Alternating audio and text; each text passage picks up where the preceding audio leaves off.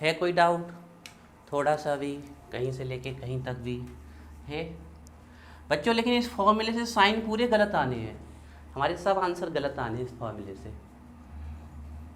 तो इस फॉर्मूले को करेक्ट करना पड़ेगा। क्यों? चेक करिए, लेट्स सी, चेक करिए। अगर वर्क सिस्टम पे, अगर हम कह रहे हैं कि हमने सिस्टम पे वर्क किया तो वॉल्यूम क्या होगा? डिक्रीज। वॉल्यूम डिक्रीज होगा मतलब माइनस साइन आएगा। तो अगर ये सिस्टम पे वर्क किया तो वॉल्यूम कैसा हो रहा? डिक्रीज। और साइन कैसा है? माइनस। तो वर्क भी कैसा आ गया? माइनस आ गया ना, वर्क माइनस। नहीं आई बात समझ? अगर सिस्टम पे वर्क करेंगे हम तो वॉल्यूम क्या होगा? डिक्रीज। तो पी और वॉल्यूम की वैल्यू कैसी आएगी? निगेटिव आएगी ना। तो डब्लू भी कैसा आ गया? जबकि हमने अभी अभी पढ़ा कि जब सिस्टम पे वर्क करेंगे तो डब्लू कैसा आना चाहिए? पॉजिटिव। तो आंसर गलत हो गया, सीधा सीधा दिख रहा है, उल्टा देख लो। जब सिस्टम वर्क करेगा वॉल्यूम बढ़ेगा तो वॉल्यूम कैसा आएगा? पॉजिटिव। तो वर्क कैसा आ गया? पॉजिटिव। और जबकि इस केस में वर्क कैसा आना चाहिए? निगेटिव। पूरे न्यूमेरिकल गलत हो जाएंगे, पूरे साइन गलत आ जाएंगे ना। तो इसी चीज़ को करेक्ट करते हैं थर्मोडायनामिक्स में, है ना। चलिए लिखिए इसको।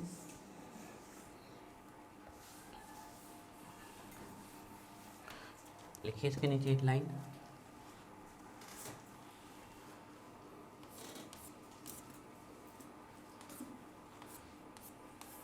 फॉर द हम जब आपसे पूछेंगे तो हम सब पूछेंगे ऐसा क्यों कर रहे हैं, हर एक चीज़ बननी चाहिए आपसे। For the determination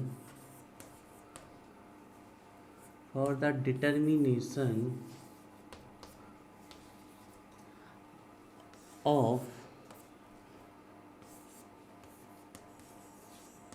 right, right लिख सकते हो, एग्जैक्ट लिख सकते हो, एक्यूरेट लिख सकते हो, value of work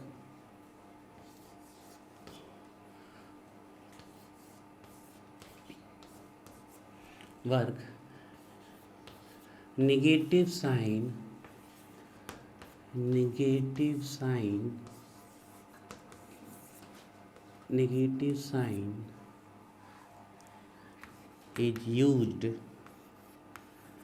is used negative sign is used with the formula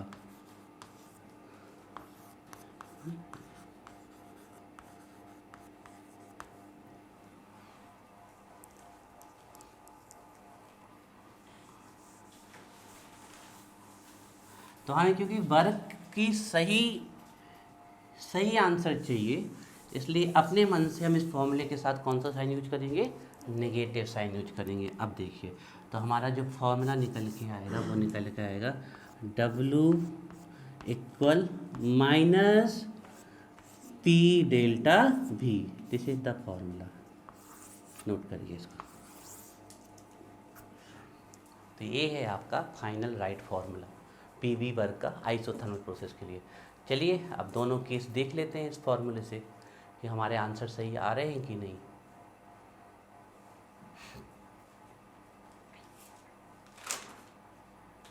ठीक है, चलिए चेक करते हैं, क्रॉस चेक करते हैं।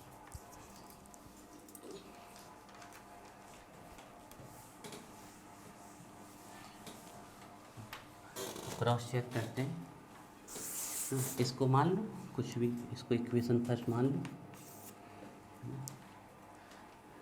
देखिए, तो क्रॉस चेक करते हैं इसे। एज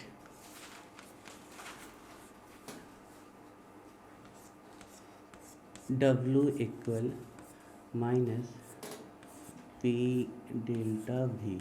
ठीक है, ये हमारा फॉर्मूला निकल के आया। अब देखते हैं क्या ये हमारा फॉर्मूला सही है, ये हमें राइट वैल्यू देता है।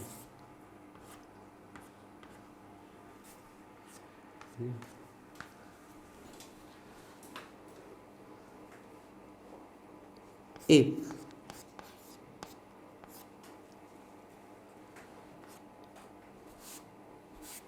डेल्टा V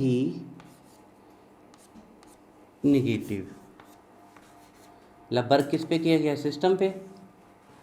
सही हो रहा है ना, डेल्टा भी नेगेटिव, वॉल्यूम डिक्रीज हो रहा है वर्क सिस्टम, तो वर्क कैसा आना चाहिए, पॉजिटिव। चलो देखते हैं, रखो यहाँ नेगेटिव वैल्यू डेल्टा वी की, तो नेगेटिव नेगेटिव पॉजिटिव आ गया वर्क पॉजिटिव, मतलब फॉर्मूला हमारा सही है। आई बात समझ में, क्या बोला हमने, फिर से देख लो। डेल्टा वी की वैल्यू निगेटिव है, मतलब सिस्टम पे वर्क किया गया है ना। ये क्या है, work done on the system, ये है work done on the system, done on the system, on the system. अब आप देखो, जब सिस्टम पे वर्क किया था तो वॉल्यूम क्या हुआ था, डिक्रीज, तो डेल्टा वी कैसा आया था, नेगेटिव, तो डब्ल्यू क्या आना चाहिए था, पॉजिटिव। रख के देखो डेल्टा वी की वैल्यू यहाँ पर नेगेटिव, और नेगेटिव नेगेटिव वर्क आ गया पॉजिटिव, सही हो गया हमारा। और अगर ये ले लिया हमने, if work done by the system, work done, थोड़ा बच्चों डिटेल में करा रहे हैं, हम चाहते थे इसको बहुत शॉर्ट में करा सकते थे, इसलिए कि तुम लोगों को मतलब एक एक चीज़ समझ में आ जाए। Work done by the system, पूरी बुक्स में आप कहीं देखो कोई एक्सप्लेनेशन नहीं है इसका ऐसा, ये तो जब बहुत आगे निकल जाओ तो चीज़ें समझ में आती हैं, इसी के लिए तो आप लोग यहाँ पर आते हो। बताओ, सिस्टम पे वर्क किया है, सॉरी सिस्टम ने वर्क किया, तो गैस फैल जाएगी ना, तो डेल्टा भी कैसा आ जाएगा, पॉजिटिव। तो इस बार वर्क कैसा आना चाहिए, देख लो आप, रखो यहाँ positive value, positive negative negative जी, आ जाएगा आपका नेगेटिव साइन, तो इस बार डब्ल्यू आ जाएगा नेगेटिव। ये बच्चों आपका पहला वर्क आपने पढ़ लिया आइसोथर्मल इरिवर्सिबल प्रोसेस के लिए, अभी दूसरा और पढ़ना है, लेकिन अब बन जाएगा, क्योंकि मेन तो यही था जो ये समझाना था कि डन किया जाएगा तो वॉल्यूम घटेगा। इसको आप लॉजिकल भी याद रख सकते हो, लॉजिकली, कि अगर हम सिस्टम पे कार्य कर रहे हैं तो सिस्टम की एनर्जी बढ़ेगी, और सिस्टम पे कार्य कर रहे हो अगर वो गैस है तो गैस सिकुड़ जाएगी, मतलब वॉल्यूम घट जाएगा। ऐसे आप लॉजिकली भी याद कर सकते हो, है ना।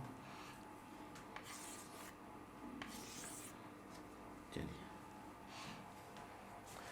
अब देखो, जब ये चेंज कैसा है, लार्ज, मतलब वॉल्यूम डिक्रीज हुआ तो लार्ज डिक्रीज हुआ, और इंक्रीज हुआ तो लार्ज इंक्रीज हुआ। लेकिन अगर प्रोसेस इरिवर्सिबल हो गई, इरिवर्सिबल, तो क्या चेंज लार्ज होगा क्या, सॉरी इरिवर्सिबल ही तो है। अगर प्रोसेस रिवर्सिबल हो गई तो चेंज कैसे आएंगे, स्मॉल स्मॉल, है ना। तब इस डेल्टा को हमें किससे रिप्लेस करना पड़ेगा, डी से रिप्लेस करना पड़ेगा। डालिए सेकंड नंबर का वर्क डालिए, हेडिंग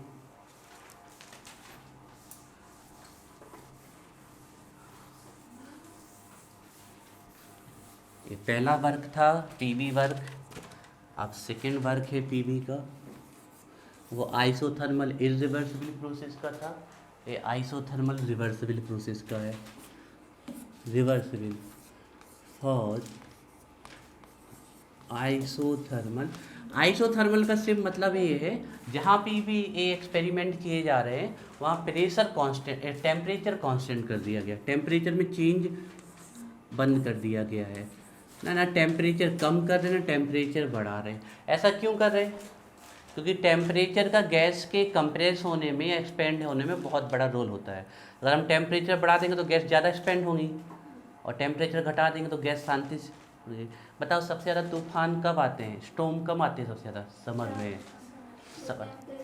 समर में क्यों आते हैं, क्योंकि समर में एटमॉस्फेयर का टेम्परेचर हाई होता है, तो सभी गैसेस की काइनेटिक एनर्जी क्या होती है, बहुत ज़्यादा होती है, इसलिए सबसे ज़्यादा स्टॉर्म आपको समर में ही मिलेंगे ना। फॉर आइसोथर्मल रिवर्सिबल प्रोसेस, है ना, रिवर्सिबल प्रोसेस,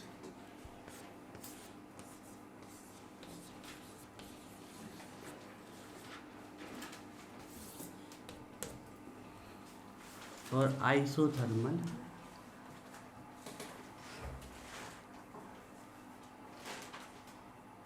रिवर्सिबल प्रोसेस, बस प्रोसेस रिवर्सिबल कर दी, टेम्परेचर तो अभी भी कांस्टेंट रखा हुआ है ना।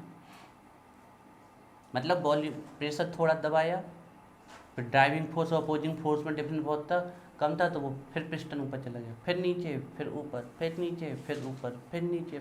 तो कितना छोटा चेंज आया होगा वॉल्यूम में, वो पता करना है। और छोटा चेंज पता करने के लिए हमें डी का यूज करना पड़ेगा। ठीक है, चलिए, एज वी नो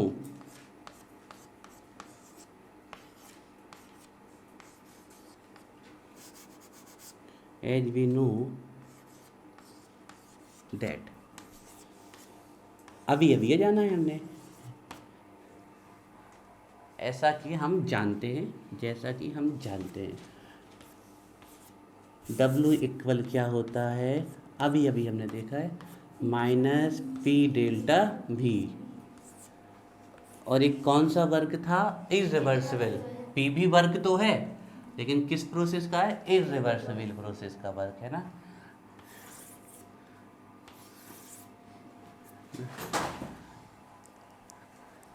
नींद आ गई बेटा, नींद आ गई बेटा? नहीं नहीं, कुछ नहीं। क्यों गिर गई? हाथ लग गया? नहीं, हाथ ऐसे रखे ना। यही बात है। As we know that P, जे है आइसोथर्मल इरिवर्सिबल वर्क, ठीक है ना। ए है आपका आइसोथर्मल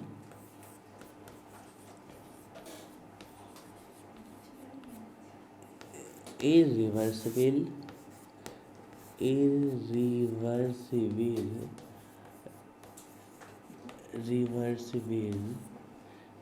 पीवी वर्क।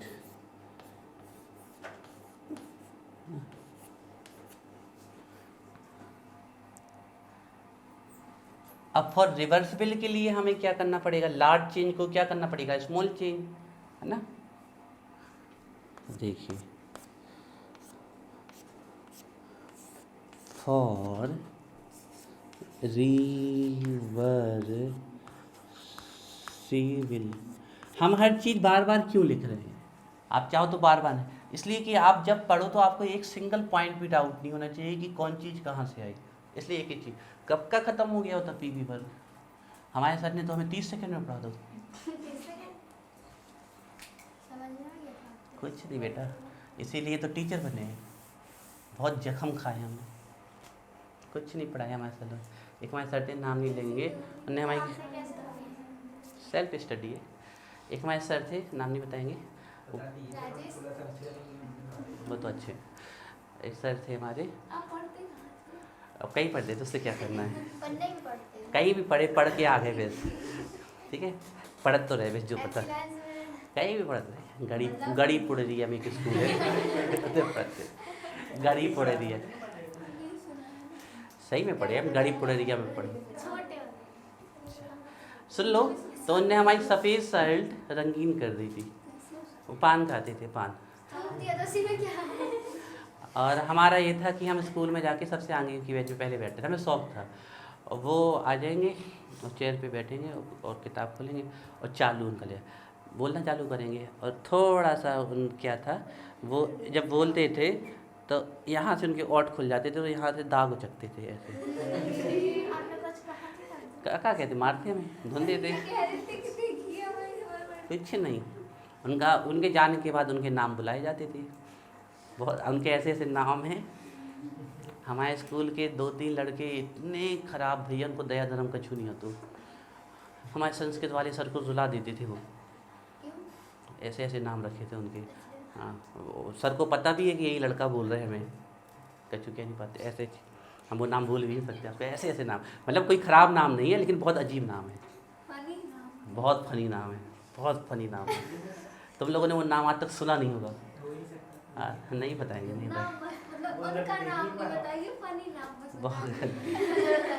नहीं, तुम बताएंगे तुम लोग भी रखना चालू कर दोगे। हमारे संस्कृत वाले सर इतने ख़राब नहीं थे, अच्छे पढ़ाते अच्छा थे, सब थे, लेकिन मारते बहुत, बहुत ख़राब, बहुत। और उनका अगर होमवर्क याद हो के ना आए ना, हाथ तोड़ डालते थे जी। ऐसे ऐसे हाथ करके मारते थे यहाँ पर, ऐसे ध्यान है हमें, बहुत खतरनाक मारते थे। और लड़के इसी बात पे जिद खाए थे।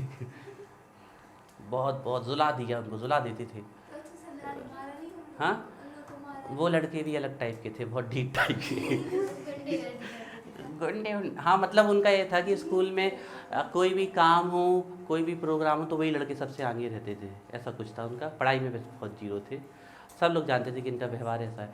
तो हम उस पर थे कि उनने हमारी शर्ट बिल्कुल, हमें कछू नहीं, उन कछू हमें पता नहीं होता थर्मोमीटर डालने में क्या होता, बहुत कछू नहीं।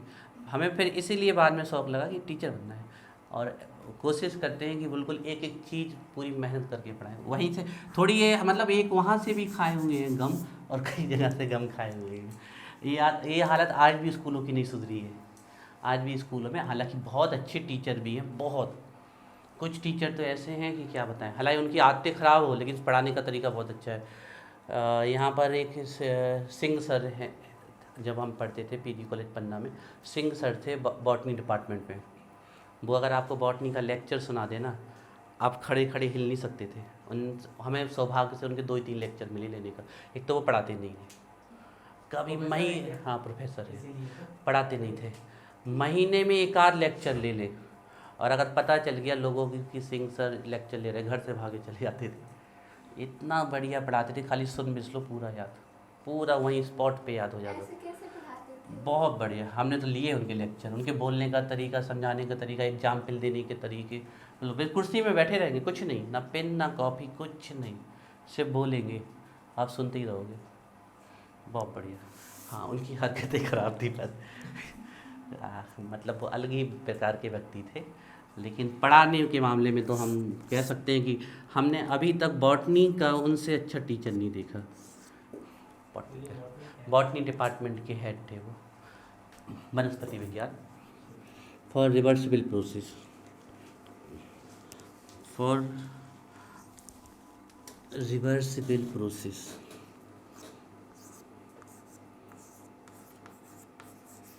For reversible process. Reversible process के लिए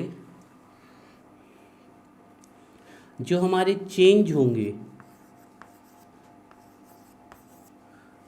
वो कैसे होंगे, स्मॉल। जो चेंज होंगे वो कैसे होंगे, स्मॉल होंगे। क्लियर है? बड़े चेंज तो होंगे नहीं रिवर्सिबल प्रोसेस में। तो जो डेल्टा का साइन होगा वो किस में चेंज हो जाएगा, डी के साइन में चेंज हो जाएगा ना, ये ध्यान रखना है।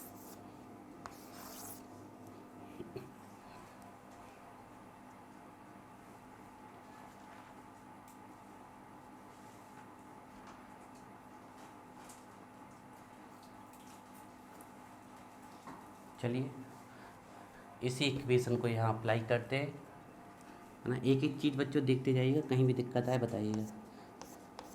W इक्वल माइनस P, और डेल्टा भी की जगह क्या आ जाएगा, डेल्टा है।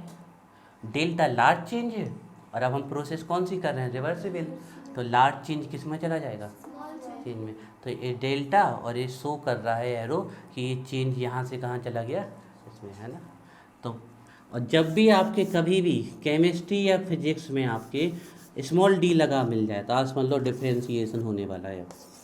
क्या होने वाला है, मैथ में आपने पढ़ा होगा, जहाँ भी डी लग गया वहाँ से क्या चालू हो जाते हैं, डिफ्रेंसिएशन चालू हो जाते हैं ना। नोट करिए इतना।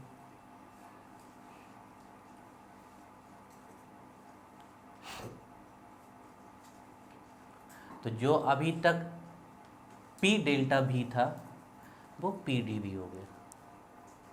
ठीक है, चलते हैं आगे।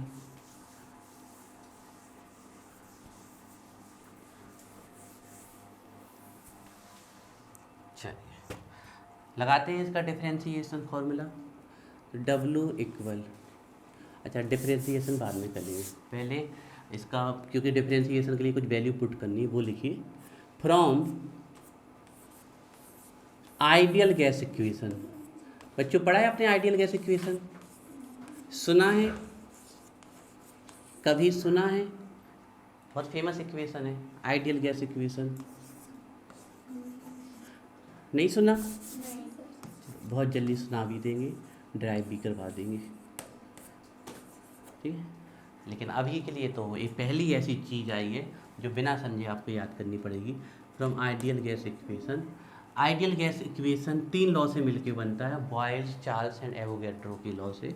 और वो इक्वेशन वो तो बेटा बताएंगे ना जब पढ़ाएंगे। P V equal N R T, this is the ideal gas equation. P V equal N R T, this is the ideal gas equation. P pressure of gas है, वी वॉल्यूम ऑफ गैस है, N mole of gas है, T temperature है, और are सुना है? Are are are होता है universal gas constant. इसकी वैल्यू होती हैं कई सारी होती हैं, जैसे अभी ये सब की आपको ज़रूरत नहीं पड़ेगी, जैसे 0.0821, लेकिन भविष्य में बहुत ज़रूरत पड़नी है सार की। 0.0821 litre ATM mole inverse kelvin inverse, 8.314 joule inverse kelvin inverse mole inverse. ये आर की पूरी वैल्यू आपकी नैन्सी और ऋषि मतलब 12th के सभी बच्चों को पूरी पता है, पढ़ चुके ना वो 11वीं, इसलिए उनको पता है, और 12th में बहुत जरूरत। तो बच्चों पहला इक्वेशन है जो आपको रखना पड़ेगा, चलो हम बता देते हैं थोड़ा सा कहाँ से आया, जल्दी से देख लो। तो जो आपका बॉयल्स का लॉ है वो कहता है, जो आपका बॉयल्स का लॉ है वो कहता है कि प्रेशर एंड वॉल्यूम एक दूसरे के इनवर्सली प्रोपोर्शनल है। Is it right? सही बात है। अगर प्रेशर लगाओगे तो वॉल्यूम क्या होगा? घटेगा। This is the Boyle's law, ठीक है। सेकेंड लॉ है आपका चार्ल्स लॉ, वो कहता है कि वॉल्यूम डायरेक्टली प्रोपोर्शनल होता है टेम्परेचर के, मतलब वॉल्यूम बढ़ेगा तो टेम्परेचर बढ़ेगा, तो वॉल्यूम भी क्या होगा हमारा? बढ़ेगा। और तीसरा जो आपका होता है वो कहता है कि इक्वल वॉल्यूम में, जो इक्वल वॉल्यूम होता है, इक्वल वॉल्यूम में मोल्स के नंबर भी क्या होते हैं? इक्वल होते हैं। एवोगैड्रो लॉ चैप्टर 1 में पढ़ चुके हैं। Equal wall at STP equal volume all gases consist equal number of moles और मॉलिक्यूल्स। अच्छा, हम ये लिख रहे हैं कि pressure directly proportional inversely proportional होता है भी, के हम ऐसा भी लिख सकते थे, वॉल्यूम इन्वर्सली प्रोपोर्शनल होता है, ऐसे भी हम लिख सकते थे, है ना। भी टी डायरेक्टली प्रोपोर्शनल भी के, तो हम ये भी कह सकते हैं कि वॉल्यूम डायरेक्टली प्रोपोर्शनल होगा टी के। अच्छा, अब देखो यहाँ से क्या हो रहा है, भी 3 चीज़ों के प्रोपोर्शनल आ रहा है, एक 2 के प्रोपोर्शनल, एक के इन्वर्सली। एक तो पी के क्या आ रहा है? इन्वर्सली प्रोपोर्शनल, ये आ गया। एन टी के और एन के क्या आ रहा है? डायरेक्टली प्रोपोर्शनल, तो टी और एन के डायरेक्टली प्रोपोर्शनल आ रहा है। तो ये पी यहाँ ले आओ तो ये क्या हो जाएगा? पी भी प्रोपोर्शनल एन टी, और जब इस प्रोपोर्शनल का साइन हटाओगे तो यहाँ कांस्टेंट आता है, और उस कांस्टेंट का नाम क्या है? आर। नहीं के नहीं, यहाँ आर आता है। This is the ideal gas equation. P भी जे बेटा यहाँ पर यूनिवर्सल कांस्टेंट हो, वो चीज़ें होती हैं जो एक्सपेरिमेंट से किसी रिएक्शन के लिए निकाली जाती है वैल्यू, वो हमेशा फिक्स्ड रहती है, दैट आर कॉल्ड कांस्टेंट। के एच जेड कांस्टेंट के सिंबल अलग हो सकता है, लेकिन कांस्टेंट का मतलब होता है फिक्स्ड वैल्यू का होना। तो यहाँ पर जो कांस्टेंट होता है वो आर होता है, और एक गैस के लिए कांस्टेंट आता है जो पूरे ब्रह्मांड की गैस के लिए कांस्टेंट होती है, तो इसको यूनिवर्सल गैस कांस्टेंट है। This is the ideal gas equation. थोड़ा सा हमने आपको बताया है, बाद में इसको पूरा पढ़ेंगे, ठीक है। तो P V equal N R T, this is the ideal gas equation. तो हम ये भी लिख सकते हैं P equal N R T upon V, can return H, note करिए इसको, P P equal N R T upon V, note करिए।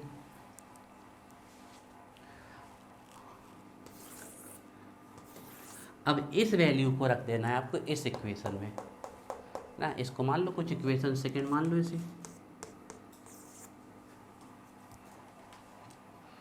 फर्स्ट इक्वेशन फर्स्ट बना था फर्स्ट फॉर्मूले में, ठीक है, इसको इक्वेशन सेकंड मान लो, या फिर आपको नए सिरे से इक्वेशन मानना है तो इसको इक्वेशन फर्स्ट मान लो, ठीक है ना। तो देखिए फ्रॉम इक्वेशन, ये इक्वेशन मानना ये कोई ज़रूरी नहीं कि हमारे अकॉर्डिंग मानो आप, ये तो आप है, आप किसी को भी कोई इक्वेशन नंबर अपने अकॉर्डिंग दे सकते हो। पहला इक्वेशन बना था हमारा फर्स्ट में, फ्रॉम इक्वेशन सेकेंड। तो देखिए W इक्वल माइनस पी की जगह क्या रख दें, एन आर टी अपॉन भी, तो N R T upon V, और यहाँ से क्या बचा, डी भी, तो यहाँ से रख दीजिए डी भी। बिल्कुल एक एक स्टेप चलते चलिए, और कहीं भी समझ में नहीं आए पूछते जाइए। पहले इतना एक बार रिवाइज करो, रिवर्सिबल आइसोथर्मल वर्क इतना रिवाइज करो, कहीं भी दिक्कत हो तो बताओ। हमने कुछ नहीं किया, पहले हमने लिखा, हम जानते हैं W equal minus P del भी,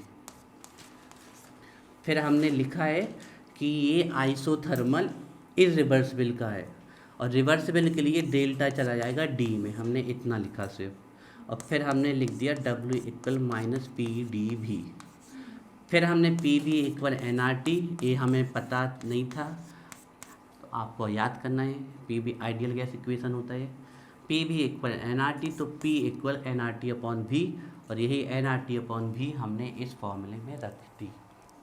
कोई दिक्कत, चले आगे। चलो अब लगाना है, डिफरेंशिएशन दिया गया है तो इंटीग्रेशन कर देंगे इसका।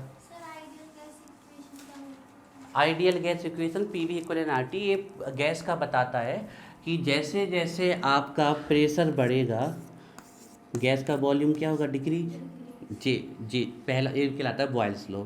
जैसे जैसे टेम्परेचर बढ़ेगा वॉल्यूम क्या होगा, बढ़ेगा, जे कहलाता है चार्ल्स लॉ। और अगर टेम्परेचर फिक्स रहा तो दुनिया की कोई भी गैस अगर ली जाएगी, अगर मान लो 1 लीटर O2 ली और 1 लीटर CO2 ली और टेम्परेचर फिक्स कर दिया, तो 1 लीटर O2 में अगर 1000 मॉलिक्यूल्स है तो 1 लीटर CO2 में भी कितने होंगे, 1000 मॉलिक्यूल होंगे, ये भी प्रपोज। और ये जब इन तीनों गैस इक्वेशन को मिला देते हैं तो कोई भी गैस ऐसी नहीं जिन तीनों को फॉलो कर जाए, और इन तीनों को फॉलो कर जाए तो वो हमारी आइडियल गैस कहलाती है, और इन तीनों को मिला के जो इक्वेशन बनता है वो कहलाता है ideal gas equation. This is the part of state of matter.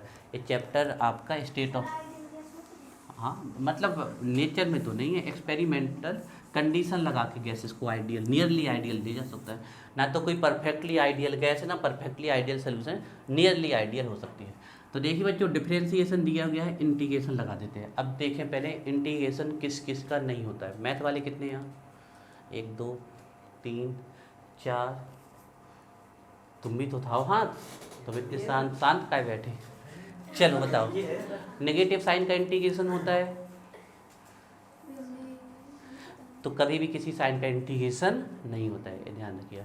किसी साइन, कांस्टेंट वैल्यू का इंटीग्रेशन होता है,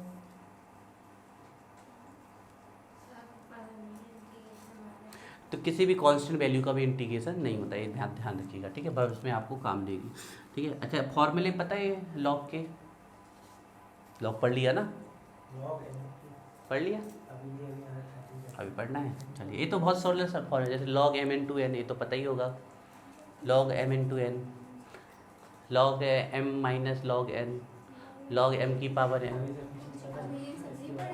नहीं पढ़े, चलो चलो आप वहाँ पढ़ोगे, उससे पहले हम ये थोड़े से केमिस्ट्री में पढ़ा देंगे। लॉग एंटी लॉग निकालते बनता है, लॉग एंटी लॉग के लिए लोग टेबल ढूंढते हैं, कोई भी टेबल नहीं, आप स्पॉट पे हाथ पे लॉग एंटी लॉग निकाल सकते हैं, सिखा देंगे। चलिए देखिए, तो करते हैं।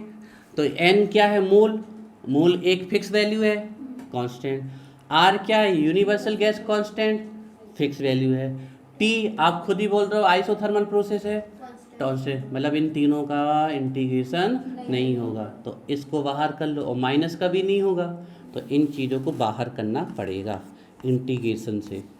तो ये माइनस, और ये n को बाहर करना पड़ेगा, r को बाहर करना पड़ेगा, और t को, इनका इंटीग्रेशन नहीं कर सकते आप, ठीक है। माइनस किसी भी साइन का कभी इंटीग्रेशन नहीं होता, ना ही किसी भी कांस्टेंट का। अब यहाँ से क्या बचा, 1/v डी भी, तो हम ऐसा भी लिख सकते हैं dv/v लिख सकते हैं।